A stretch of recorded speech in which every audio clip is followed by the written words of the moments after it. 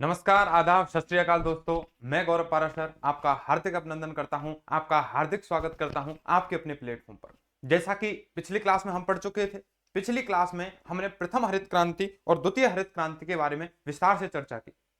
ठीक है, हम पढ़ रहे हैं, हमारा जो टॉपिक है वो है इंडियन ज्योग्राफी का, और इंडियन ज्योग्राफी में बहुत महत्वपूर्ण टॉपिक है भारत में कृषि। और कृषि वाले टॉपिक की मैं इतने विस्तार से चर्चा कर रहा हूं, इतने विस्तार से यहां चर्चा हो रही है कि आज तक आपने इतनी विस्तार से कृषि के बारे में नहीं पढ़ा होगा।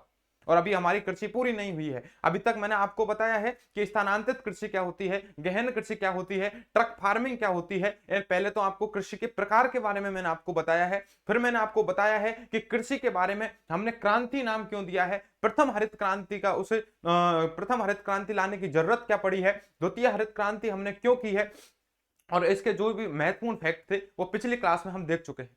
आज मैं आपसे आपको बताने वाला हूं कि हम एक एक कृषि को उठाने वाले हैं।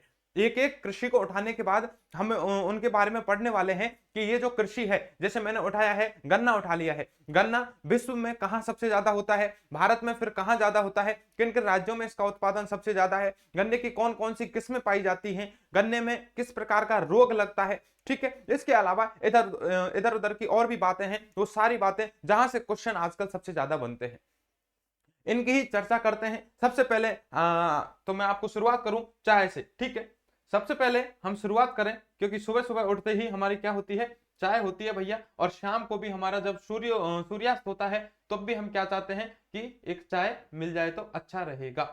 चाहते हैं या नहीं चाहते बताइए। तो इसी प्रकार हम देखते हैं, हम चाय से शुरुआत कर देते हैं आज। ठीक है, तो आज हम एक सबसे पहले अब हमारी श्रृंखला में क्या करेंगे, एक एक हम क्या लेते रहेंगे, कृषि का प्रकार लेते रहेंगे, एक एक फसल लेते रहेंगे, और उसके बारे में हम विस्तार पूर्वक क्या करेंगे, चर्चा करते हैं। ठीक है, तो विस्तार पूर्वक हम चर्चा करते हैं।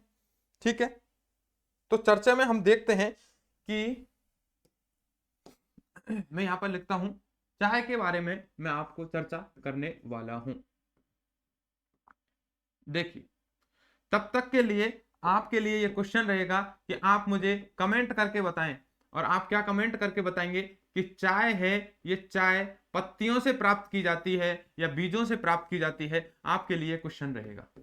सबसे पहले मेरा यही क्वेश्चन है, आप मुझे कमेंट करके बताएंगे कि जो चाय है, ये चाय पत्तियों से प्राप्त की जाती है या चाय के बीज आते हैं उनसे प्राप्त की जाती है। ठीक है, आप इसका मुझे कमेंट में आंसर दें, तब तक मैं आगे बताता हूं। देखिए, चाय की बात की जाए तो चाय का जो पौधा होता है वो एक झाड़िया पौधा होता है। झाड़ी होती है अपन की, इतना कम उसकी क्या होती है, लंबाई होती है, तो एक झाड़िया आकार का पौधा पाया जाता है। मैं बात करूं चाय की, तो चाय उत्पादन में यदि विश्व में सबसे ज्यादा उत्पादन में यदि कोई देश का महत्वपूर्ण स्थान है तो पहले नंबर पर आता है भारत। ये आपकी सोच गलत है, भारत दूसरे नंबर पर आएगा, तो प्रथम स्थान पर आने वाला है चीन।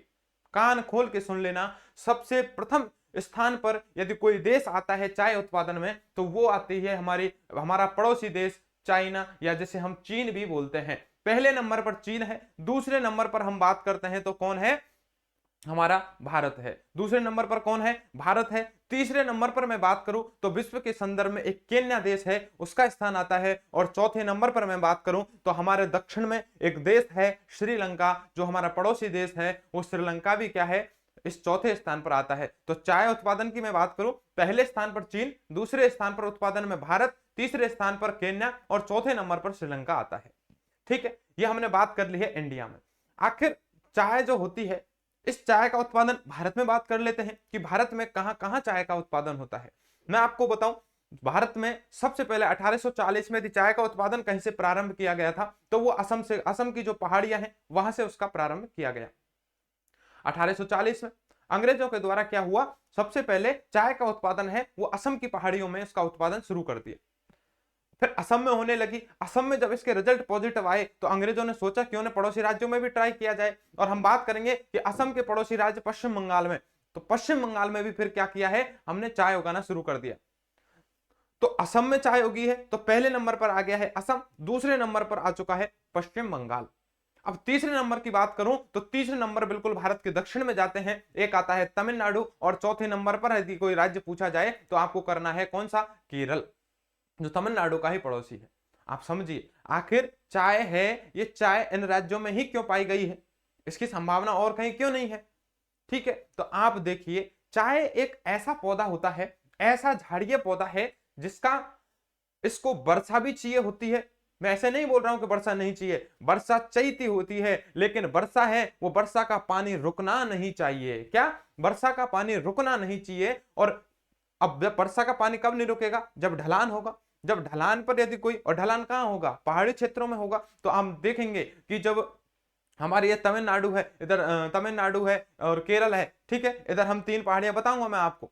ठीक है, अन्नामुदय की पहाड़ियां हैं, इलायची की पहाड़ियां हैं, ठीक है, कार्डेमम हिल्स जिनको बोल दिया जाता है। तो ये जो पहाड़ियां हैं, इन पहाड़ियों क्षेत्र में भी कर्नाटक का स्थान ऊटी है, वो भी चाय कॉफी के लिए बहुत प्रसिद्ध है।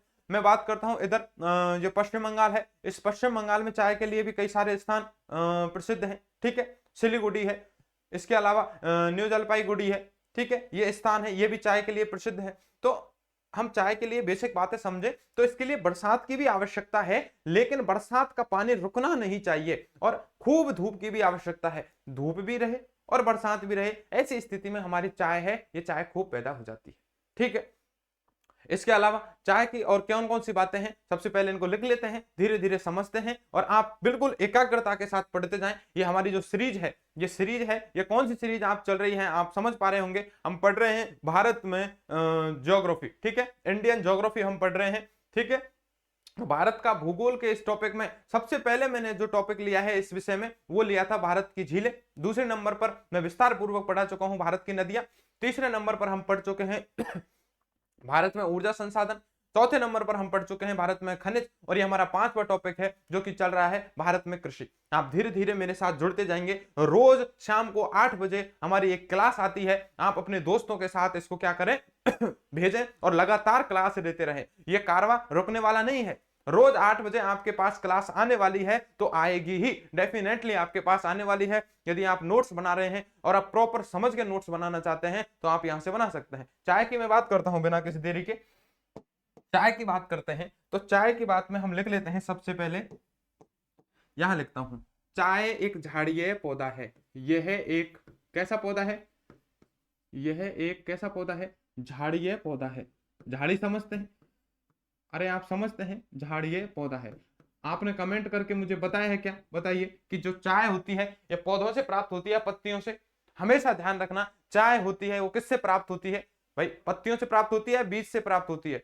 चाय होती है वो हमेशा पत्तियों से प्राप्त होगी, और कॉफी है वो किससे प्राप्त होती है, बीजों से प्राप्त होती है। इस बात को ध्यान रखना, ये क्वेश्चन भी पूछ लिया गया है, स्टेटमेंट कथन दे करके दे दिए गए थे कि चाय और कॉफी के बारे में निम्न में से कौन से कथन हैं वो असुमेलित हैं। उनमें यह क्वेश्चन था कि जो चाय और जो कॉफी है ये दोनों चाय के बीजों से प्राप्त होती हैं, तो ये क्वेश्चन गलत था। कॉफी तो चाय के बीजों से, पौधे के बीजों से प्राप्त हुई, लेकिन जो चाय है ये पौधों की पत्तियों से प्राप्त होती है। ठीक है, तो यह एक झाड़िया पौधा है, और इसमें लिख सकते हैं किससे, पत्तियों से प्राप्त होती है। किससे, पत्तियों से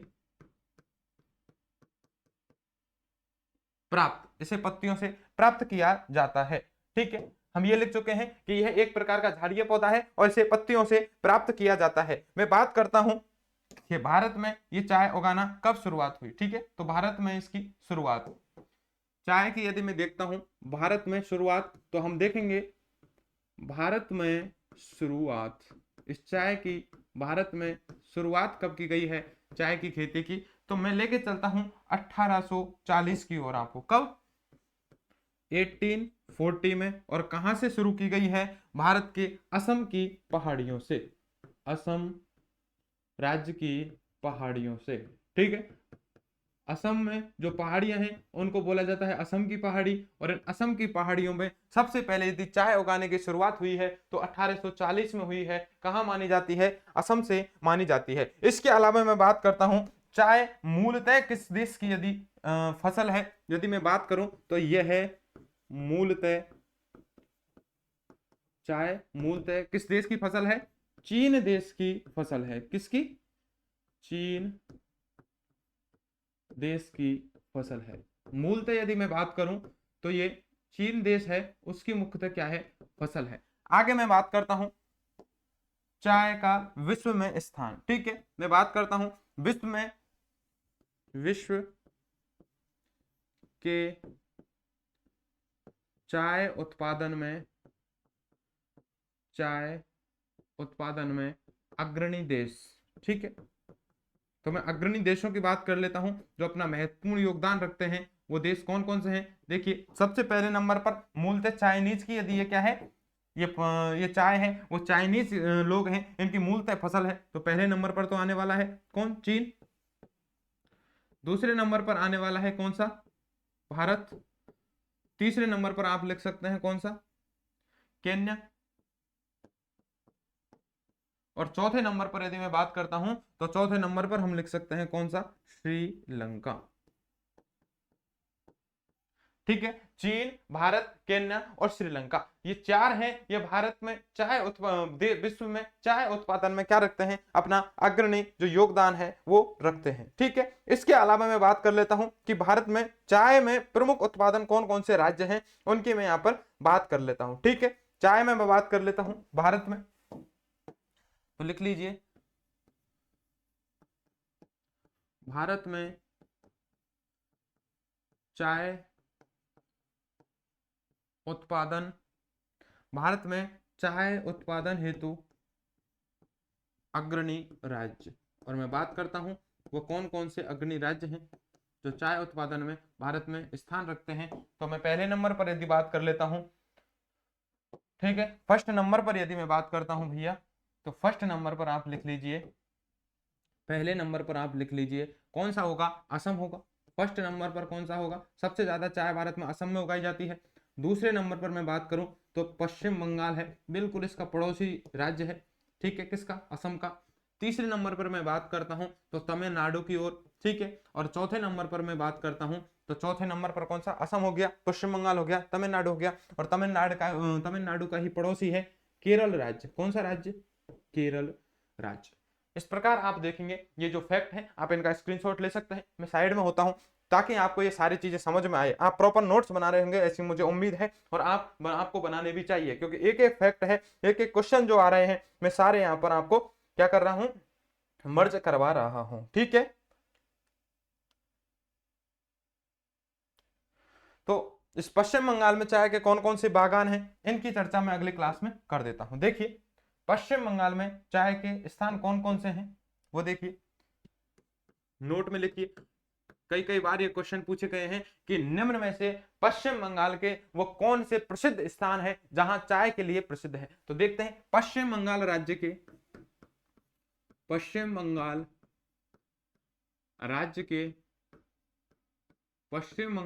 राज्य के निम्न स्थान किसके लिए प्रसिद्ध हैं? चाय हेतु प्रसिद्ध हैं, चाय की खेती हेतु प्रसिद्ध हैं। ऐसे लिख सकते हैं, चाय की खेती हेतु प्रसिद्ध हैं। ठीक है, और कौन से स्थान है? सिलीगुड़ी है, जलपाईगुड़ी है। ठीक है, सिलीगुड़ी यहां लिख लेता हूं, ऐसे लिख लेता हूं, चलो, दार्जिलिंग, सिलीगुड़ी, जलपाईगुड़ी। तो दार्जिलिंग, दूसरे स्थान पर आप लिख सकते हैं सिलीगुड़ी। ठीक है, तो आपने क्या देखा है? दार्जिलिंग, सिलीगुड़ी। तीसरे नंबर पर मैं लिख लेता हूं, इधर लिख लेता हूं। ठीक है, यदि मैं बात कर लेता हूं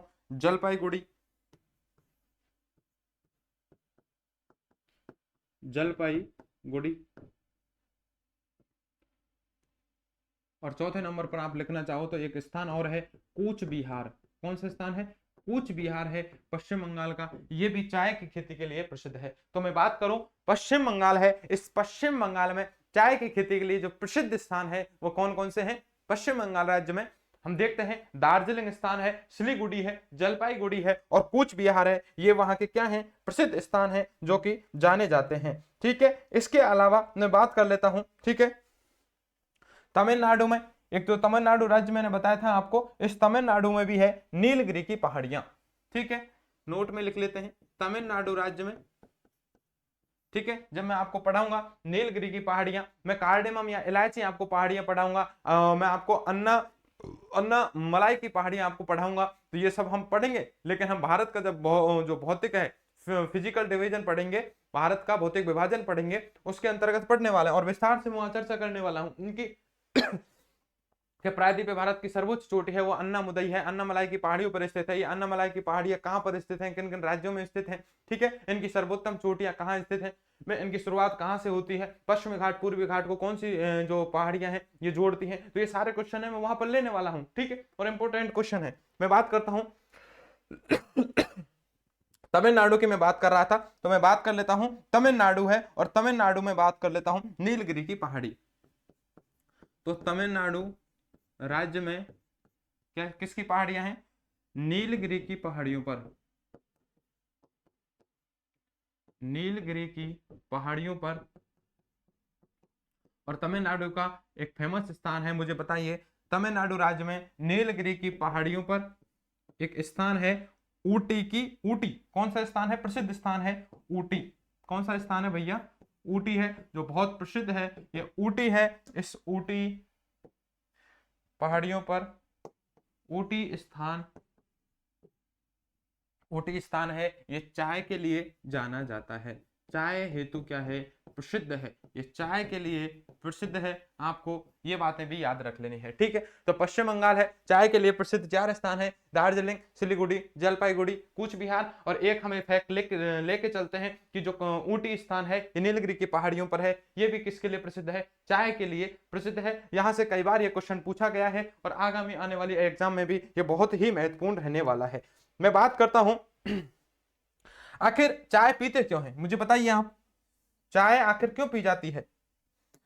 चाय इसलिए पी जाती है, कुछ लोग कहेंगे गुरुजी इसमें मजा आता है, क्या आता है, मजा आने वाला है, लेकिन नहीं भैया। हम देखते हैं चाय है, इस चाय में कुछ लोगों को तो ऐसा होता है सुबह सुबह ताजगी मिलती है, चाय पी है और वो क्या हो जाते हैं, एकदम चार्ज हो जाते हैं। कुछ लोग हैं वो सोचते हैं कि चाय की उनको लत लग चुकी है, और अब यदि उनको लत लग गई है और उनको उठते ही चाय चाहिए, नहीं तो फिर क्या हो सकता है, वो संडास भी सही ढंग से नहीं जा पाते हैं। तो चाय में ताजगी कह लीजिए, या कुछ लोगों के लिए नशा बन चुकी है तो नशा कह लीजिए। तो चाय में ताजगी या नशा देने वाला कौन सा तत्व होता है, देने वाला तत्व कौन सा होता है, मुझे बताइए। चाय में ताजगी या नशा देने वाला जो तत्व होता है वो कौन सा होता है चाय में होते हैं भैया कैफीन और टैनिन दोनों, कैफीन और टैनिन दोनों पाए जाते हैं, लिख लीजिए, कैफीन व टैनिन।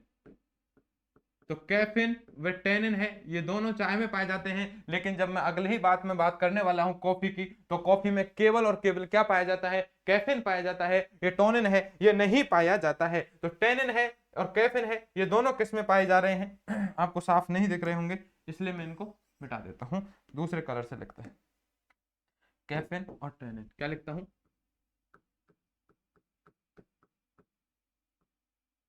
कैफीन भी पाया जाता है, और मैं इधर लिख देता हूं प्लस करके टैनिन भी पाया जाता है, ठीक है। तो चाय की बात करूं, इसमें ताजगी देने वाला जो तत्व होता है वो कौन सा होता है, कैफीन प्लस टैनिन होता है। और जब मैं बात करूंगा कॉफी की, तो कॉफी में केवल और केवल मैं आपको कैफीन बताने वाला हूं, केवल केवल क्या मिलने वाला है वहां पर, कैफीन ही मिलने वाला है। नेक्स्ट यदि मैं बात करता हूं तो यह कहां होती है, मैं आपको अभी इमेज दिखाने वाला हूं। चाय होती है, ये चाय हमेशा पर्वतीय ढलानों पर होती है, कहां पर, इसके लिए पर्वतीय ढलान चाहिए ताकि वर्षा का पानी रुके नहीं, ढलानों पर। प्लस इनके लिए जो उपयुक्त मृदा होती है वो कौन सी होती है, लाल लेटेराइट मृदा, लाल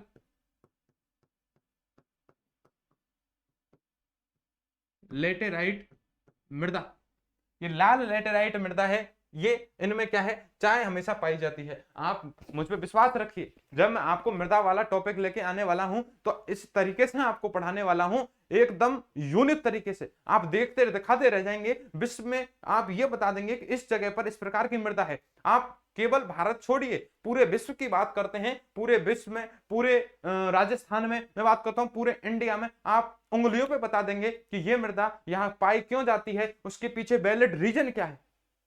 2 मिनट लेता हूं, आपको 2 मिनट में ये विश्वास दिलाता हूं कि हम जो एक एक टॉपिक है वो इतनी दृढ़ता से कैसे तैयार करने वाले हैं। आप समझिए, केवल 2 मिनट का आपका समय लूंगा, ठीक है, उसमें आप समझ जाएंगे कि लाल मृदा क्या होती है। देखिए मैं जब पृथ्वी के निर्माण की बात करूंगा, पूरे विश्व के संदर्भ में जब बात करने वाला हूं, तो उस पूरे विश्व के संदर्भ में मैं ये बात करूंगा कि जैसे ये हमारा पूरा वर्ल्ड है, ठीक है, ये हमारे में वर्ल्ड की बात करता हूं और ये हमारा एशिया वाला रीजन है। इधर मैं बात करने वाला हूं अफ्रीका की। तो अफ्रीका के इस रीजन से मैं बात करने वाला हूं। तो देखिए अफ्रीका के इस रीजन से जो भारत का ये प्रायद्वीपीय वाला हिस्सा है, ये टूट करके गया है। ये प्रायद्वीपीय वाला भारत का हिस्सा है, ये टूट के गया है। कहां से गया है? यहां से टूट करके गया है। इसका हिस्सा था, बताऊंगा ये कौन सा सिद्धांत है जिसके तहत यहां पर ये टूट के गया है। सारी बातें मैं वहां पर करने वाला हूं। जो अफ्रीका से इधर ये हिस्सा गया है प्रायद्वीपीय भारत का, तो बीच में एक ज्वालामुखी पड़ा है भैया। क्या पड़ा है? बीच में यहाँ एक ज्वालामुखी पड़ता है, और जब ज्वालामुखी यहाँ पर जाता है तो हम इंडिया की बात कर लेते हैं, ठीक है, ये इंडिया है, ये ज्वालामुखी गया है। तो इस ज्वालामुखी के क्या है, बीच में ज्वालामुखी के अंदर लावा है। तो वो लावे के अंदर क्या हुआ है, इधर मैं बात करता हूं। यहां जब मैं आपको भौतिक विभाजन पढ़ाने वाला हूं, तो मैं आपको यहां बताने वाला हूं यहाँ कौन सी पहाड़ियां हैं यह विंध्याचल की पहाड़ियां हैं, ठीक है। इसके अलावा ये मालवा का पठार है ऊपर, ये विंध्याचल की पहाड़ियां हैं, ठीक है। इसके अलावा ये पठार बताने वाला हूं मैं आपको, ठीक है। सतपुड़ा है, विंध्याचल है, इन दोनों पर्वत हैं। इन दोनों पर्वत आगे, इन दोनों पर्वतों के बीच में भी मैं बताता हूं कि गैप है। दोनों पर्वतों के बीच में भी क्या है? गैप है भैया। तो इधर मैं बात कर लेता हूं। देखिए इन पर्वतों के बीच में भी क्या है? गैप है, में दरार है, ये भी मैं बताने वाला हूं। लेकिन जैसे ही हम देखते हैं इधर जब ज्वालामुखी आती है तो इसका लावा इधर फैल जाता है। अब मुझे आप बताइए, यदि कोई स्थान कीचड़ ले लीजिए, लावा एक तरह से कीचड़ है। यदि आपने बाल्टी लिए हैं और बाल्टी से आप यदि कीचड़ को एक स्थान से उठा के दूसरे स्थान पर एक ही जगह पर यदि आप फैला रहे हैं, तो एक जगह पर तो बहुत बड़ा ढेर लग जाएगा, लेकिन धीरे धीरे उसका मलबा है वो आसपास भी फैलेगा। फैलेगा नहीं फैलेगा बताइए? तो इन क्षेत्रों में जब यहां मलबा आया है, इन क्षेत्रों में जब यहां पर यह मलबा आया है, तो यही मलबा फैल करके इधर चला जाता है। और ये जब इधर भी चला जाता है तो आप देखेंगे इधर ये गुजरात है, और गुजरात के बाद ये राजस्थान का दक्कन है। सॉरी, राजस्थान में कौन सा पठार है मुझे बताइए? ये राजस्थान है। दक्कन का पठार तो यहीं रह गया, तो ये दक्कन का पठान वाला रीजन रह गया है। राजस्थान में हाड़ौती वाला क्षेत्र रह गया है, हाड़ौती, ठीक है, हाड़ौती का पठार। इधर भी काली मृदा पाई जाएगी, इधर भी काली मृदा पाई जाएगी दक्कन के पठार में, ठीक है। तो आप देखेंगे ये काली मृदा के क्षेत्र हो गए हैं, और यही काली मृदा है जब आगे इनमें नदियां निकलेंगी। मैंने आपको नदियां पढ़ाई हैं, भौतिक विभाजन में और विस्तार से पढ़ाने वाला हूं, पूरे मैप बनाने वाला हूं कि ये नदियां जब इन क्षेत्रों से, कुछ नदियां इधर जाती हैं, देखिए कृष्णा हुई, गोदावरी हुई, इधर मैंने आपको चंबल नदी बताई है, चंबल नदी इधर गई है। तो ये नदियां जब इस काली मिट्टी से गुजरती हैं तो क्या करती हैं? दोनों में रीजन है, ये मिट्टियां जब ज्यादा बहती हैं तो पहले तो मृदा का निर्माण करती हैं पीली मृदा, और जब अत्यधिक मात्रा में ये बहती जाती हैं, कई समय हो जाता है, तो इन नदियों के किनारों पर यहां पर जो मृदा बनने वाली है भैया, यहां पर जो मृदा बनने वाली है इन किनारों पर, ये तो बनने वाली है लाल मृदा, ठीक है। और इनके बीच में या इस स्थान पर बनने वाली है वो पीली मृदा बनती है। विश्व में कहीं भी देख लीजिए जहां पर नदियां बह रही हैं उसके आसपास के रीजन में ही आपको लाल मृदा देखने को मिलेगी, ठीक। अभी मैंने दो मिनट ली हैं आपकी, आपको समझ में आया होगा। और राजस्थान में मृदा ये इधर फैली है, क्योंकि बाल्टी से जब यहां आप उड़ेलेंगे कीचड़ को तो वो इधर इन दरारों से होने जाने वाला है, इधर भी फैलने वाला है, इधर भी है। तो आप देखेंगे इंडिया के इस वाले रीजन में काली मृदा पाई गई है, और वो काली मृदा ही लाल बन गई है, वही पीली बन गई है, ठीक है। तो ये बातें कहां करने वाले हैं? विश्व के संदर्भ में भी करेंगे, इंडिया के भी संदर्भ में करने वाले हैं। और जब इंडिया के संदर्भ में करेंगे तो वहीं से राजस्थान की जो मृदा है वो हम कंप्लीट करने वाले हैं। तो आप बिल्कुल धैर्य रखें, विश्वास रखें, जो आपको चीजें पढ़ाई जा रही हैं एकदम 100% प्रमाणित और सटीकता के साथ पढ़ाई जा रही हैं, ठीक है। आप पूरी धैर्यता के साथ, केवल जरूरत है तो सुनने की जरूरत है, ठीक है। मैं बात कर लेता हूं, हम बात कर रहे थे कहां पे थे हाँ, तो लाल लेटेराइट मृदा, अभी आपको केवल इतना सा याद रखना है यहां पर कि लाल लेटेराइट जो मृदा पाई जाती है वो लाल लेटेराइट मृदा में ही हमारी चाय की खेती होती है। कहां होती है? पर्वतीय ढलानों पर होती है। क्यों होती है पर्वतीय ढलानों पर? क्योंकि ये चाय के पौधे होते हैं, उनके लिए भैया क्या होता है? ढलान की आवश्यकता होती है, ताकि जो चाय के जो पौधे हैं इनके अंदर पानी जमा नहीं हो, और जब पानी जमा नहीं होगा, पानी बहता रहेगा, तो ये बहुत अच्छी खेती होती है, ये पौधे खराब नहीं होते हैं, चाय के बागान हैं ये खराब नहीं होते हैं। इसके अलावा मैं बात करता हूं, सबसे अलावा चाय के लिए अनुसंधान केंद्र कहां खोला है हमने, ठीक है। चाय के लिए अनुसंधान केंद्र हमने कहां खोला है? नोट करके लिख लीजिए। चाय का भारत में, तो भारत में चाय का अनुसंधान केंद्र। और चाय का अनुसंधान केंद्र हमने कहाँ खोला है? अनुसंधान केंद्र खोला है हमने टोकलोई नामक स्थान है। और ये टोकलोई नामक स्थान कहाँ पर है भैया? टोकलोई। और टोकलोई नामक स्थान है असम में। कहाँ पर स्थित है? असम है, या असम के टोकलोई नामक स्थान है। इस असम के टोकलोई नामक स्थान पर हमने क्या किया है? चाय के लिए अनुसंधान का काम किया है। ठीक है, टोकलोई स्थान हो गया, असम का हो गया। इसके अलावा मैं बात करता हूं तो हो गया ये असम का टोकलोई है। जिला लिख सकते हैं, जिला भी आ सकता है, जोरहाट जिला है। कौन सा जिला है? जोरहाट जिला है, जोरहाट जिला। असम राज्य के अंदर जोरहाट जिले के अंदर एक स्थान है टोकलोई। इस टोकलोई नामक स्थान पर क्या है? भारत में चाय का अनुसंधान केंद्र है। मैंने लगभग चाय की सारी बातें कर दी है। चलो बरसात भी लिख देता हूं। चाय के लिए कितनी बरसात की आवश्यकता होती है? तो चाय हेतु आवश्यक वर्षा। ठीक है, इसमें लिख देते चाय के बागानों हेतु आवश्यक वर्षा। कितनी वर्षा की आवश्यकता होती है? तो लगभग मैं बात करता हूं 250 सेंटीमीटर वर्षा की मैं यहाँ पर चर्चा करने वाला हूं। ठीक है, तो बरसात भी खूब है, कम नहीं है, और तापमान भी इसके लिए चाहिए होती है, लेकिन पानी इकट्ठा नहीं होना चाहिए जड़ों में। इसलिए जब भी होती है ये फसल कहाँ होती है? पर्वतीय ढलानों पर होती है। ठीक है, तो लगभग चाय के जो भी सारे फैक्ट हैं, आज तक जो भी क्वेश्चन आए हैं, वो सारे क्वेश्चन स्लाइडों से देखने को मिल जाएंगे। और इतनी सटीकता के साथ आपने कभी चाय पढ़ी भी नहीं होगी। ठीक है, तो यह एक झाड़ीय पौधा है, पत्तियों से प्राप्त किया जाता है। भारत में शुरुआत 1840 में असम की पहाड़ियों से की गई है।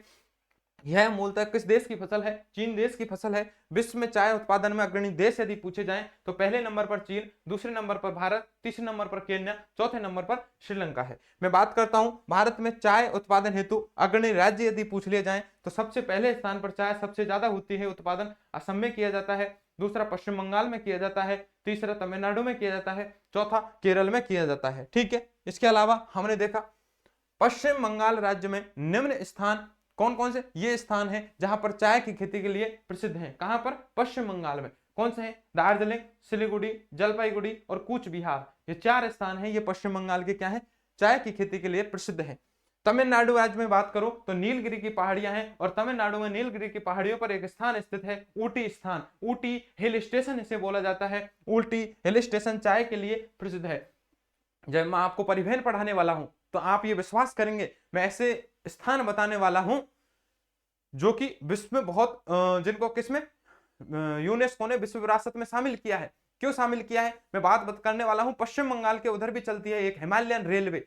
हिमालयन रेलवे का पूरा दर्शन कराने वाला हूं। यहां पर मैं पूरी वीडियो लेकर के आने वाला हूं कि आखिर हिमालयन रेलवे में क्या है। सेम ऐसे ही मैं यहाँ ऊटी की बात करने वाला हूं। इधर तमिलनाडु में भी एक रेलवे चलती है जिसे किसमें शामिल किया गया है? यूनेस्को की विश्व विरासत में शामिल किया है। तो आप मेरे साथ बने रहें, एक एक चीज को यहाँ पर आपको लाइव दिखाया जाएगा। ठीक है, और दिखाने के बाद आपके सारे जो डाउट है वो क्लियर किए जाएंगे। इतना शानदार आपको यदि जीवन में मौका मिले तो आप घूमने जाइए रेलवे का, लेकिन आपको इंतजार करना पड़ेगा उसको समझने के लिए। हमारा जब टॉपिक आने वाला है कौन सा, और जल्द ही आने वाला है, वो टॉपिक कौन सा होगा? भारत में परिवहन। भारत में परिवहन देखेंगे, जिसके अंतर्गत हम जो भी सड़क परिवहन है, ठीक है, जिसकी बात करेंगे, रेल परिवहन की बात करेंगे, इसके अलावा पाइपलाइन परिवहन की बात करेंगे, वायुयान परिवहन की बात करेंगे। जितनी भी हमारी सब कुछ हम अंदर बाहर की सारी बातें वहां पर देखने वाले हैं। अभी देखते हैं हम, ये हमने देख लिया है। नेक्स्ट हमने क्या पढ़ा है? चाय में ताजगी या नशा देने वाला तत्व कौन सा है? कैफीन प्लस टेनिन दोनों पाए जाते हैं, लेकिन कॉफी की बात करूंगा तो उसमें केवल और केवल कैफीन पाया जाएगा। ठीक है, चाय हमेशा पर्वतीय ढलान पर होगी। मृदा कौन सी चाहिए? लाल लेटेराइट मृदा है। मृदा वाले टॉपिक तब तक आप इंतजार कीजिए, अभी केवल इतना सा याद रखिए। भारत में चाय के लिए अनुसंधान यदि कहीं रिसर्च होता है कि चाय पर अनुसंधान करना है, रिसर्च करना है, तो असम में एक जोरहाट जिले के अंदर टोकलोई नामक स्थान है, वहां पर चाय का अनुसंधान केंद्र खोल दिया गया है। चाय हेतु आवश्यक वर्षा है वो 250 सेंटीमीटर, लगभग कितनी? 250 सेंटीमीटर वर्षा है ये होती है। आपको ये 250 सेंटीमीटर क्या होता है गुरुजी समझ नहीं आया है, थोड़ा सा इंतजार कीजिए, बस जल्द ही इसके बाद हो सकता है इसके बाद ही मैं कौन सा टॉपिक लेकर के आ जाऊं, भारत में मानसून। और जब मैं मानसून लेकर के आता हूं तो मैं विस्तार से इसकी चर्चा करने वाला हूं कि ये सेंटीमीटर वर्षा है ये कहां पाई जाती है, भारत में किस किस स्थान पर कितने सेंटीमीटर वर्षा होती है, वहां पर भी आपको मैं बताने वाला हूं कि यहाँ पर इतनी ही खेती क्यों हुई है। ठीक है, वहां से भी इनको लिंक करने वाला हूं। अभी आप समझते जाइए, एक एक चीज यहाँ पर आप समझते जाइए। इसको मैं साफ कर देता हूं, ठीक है भैया, इसको साफ कर देंगे। इस प्रकार हम देखते हैं हमारे जो, बिल्कुल आप जल्दबाजी नहीं करें। यदि आपको समय लग रहा है तो आप बिल्कुल, मैं लेक्चर छोटे बनाने की कोशिश इसलिए कर रहा हूं क्योंकि आपको फिर ज्यादा समय लगेगा, और जब ज्यादा समय लगेगा तो आप भी बोरियत फील करेंगे। आप धीरे धीरे छोटे छोटे लेक्चर यदि बात करो तो करते जाएं। लगभग 30 मिनट का हमारा लेक्चर हो चुका है। कितने मिनट का? 30 मिनट का हमारा लेक्चर हो चुका है, और मेरी उम्मीद यही रहेगी कि मैं छोटे छोटे लेक्चर बनाऊं ताकि आपको देखने में आसानी रहे, ठीक है। इसी उम्मीद और इसी आशा के साथ कि मैंने जितने भी टॉपिक पढ़ाए हैं वो सारे टॉपिक आप ध्यान से एक एक टॉपिक का अध्ययन कर रहे होंगे, उनके नोट्स बना रहे होंगे, और आपको यदि समझ में आ रहा है तो आप क्या करेंगे, अपने दोस्तों के साथ इसे शेयर कर रहे होंगे। यदि कोई समस्या आ रही है तो आप कमेंट में उसे लिख देंगे, आपकी समस्या का समाधान किया जाएगा। बस इसी उम्मीद और इसी आशा के साथ आज के इस सेशन को हम यहीं पे समाप्त करते हैं, और जल्द हम अगले जो हमारे ये कृषि वाला टॉपिक है इसको आगे बढ़ाने वाले हैं। तब तक के लिए धन्यवाद, नमस्कार, आदाब, सत श्री अकाल, जय हिंद, जय भारत।